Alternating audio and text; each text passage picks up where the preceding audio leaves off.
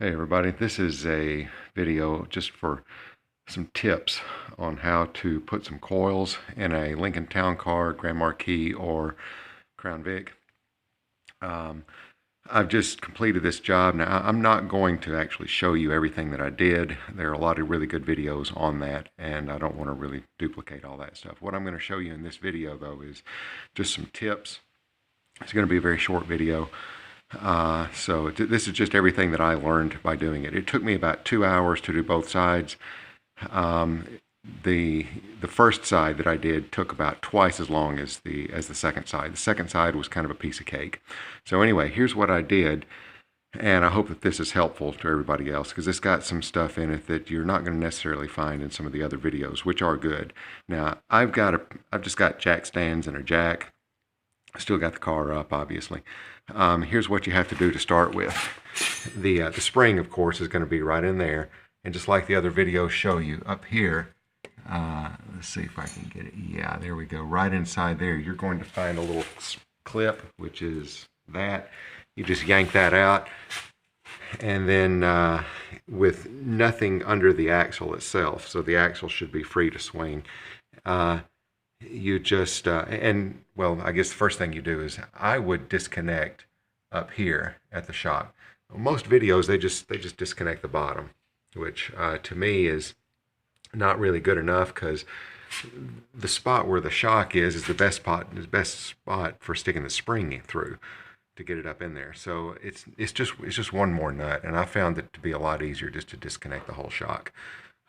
Just pull it out of the way. It's not very hard. So once you've done that, this axle will kind of bounce around a little bit. Just take this airbag and just hit it really hard. You know, just hit it with your hand or something, and it'll knock it off of that bottom piece right there, and it'll drop down from the top. Once it's down, then you can disconnect this stuff, and you don't have to get under the car to do this. I just clipped my electrical line and the air line. I just clipped that stuff.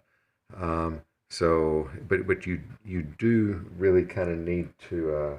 In my case, I found that I really needed to disconnect um, the solenoid. Because even if you disconnect the airline, it seemed like it didn't want to come out too good. So anyway, there are ways once you pull it out, you'll see the clip. You just have to pry the clip off with a screwdriver, and there's a couple of little lock positions on here. The first one is to release the air, apparently, if you've actually got any air in the bags, which I think most people doing this job don't have any air in the bags, hence the need for the work. But anyway, you just take that out, and it just pops off. Now, getting the springs in, once you've got an airbagless car, of course you need to put the springs in. I used Moog springs that I got on Amazon for about $70 or so, or $60, something like that. Now these little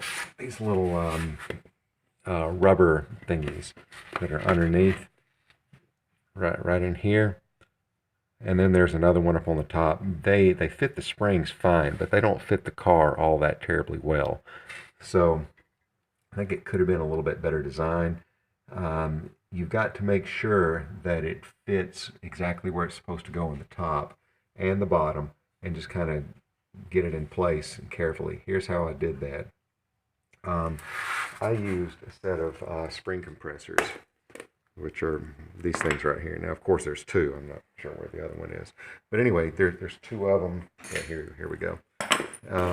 These are kind of, if you don't know how to use these, you probably ought not be doing this. But anyway, you just squeeze those things down, squeeze the springs down pretty tight. Put both of the rubber things on the bottom of the spring and on the top of the spring both, and then get it into position. Next thing that I did was, that I found helpful, was put a jack right here, raise the axle up to where it meets the spring, and then you've got a lot less untightening. You got a lot less loosening to do on the spring compressors. And then you just take the spring compressors out, and you're done, and that's it. So I wouldn't even try to do this without spring compressors. Don't even think about it. It's very difficult. Well, I think you can do it just fine if you don't have if you have a lift. You can do that. Have an assistant pull the axle down and hang on it while you push the spring up, and I think it's quite doable. But if you're just working on a garage floor or something and you're just on jack stands, don't even try to do it without a spring compressor. You can rent these things from AutoZone for $55, and they give you all your money back when you take it back. So I'm going to take it back this afternoon and get my money back. So uh, it's not a hard job, and you do not need to get up under the car. So it's kind of a piece of cake. It just takes some time. So anyway, I hope this was useful to somebody, and have a good day. Thanks. Bye bye.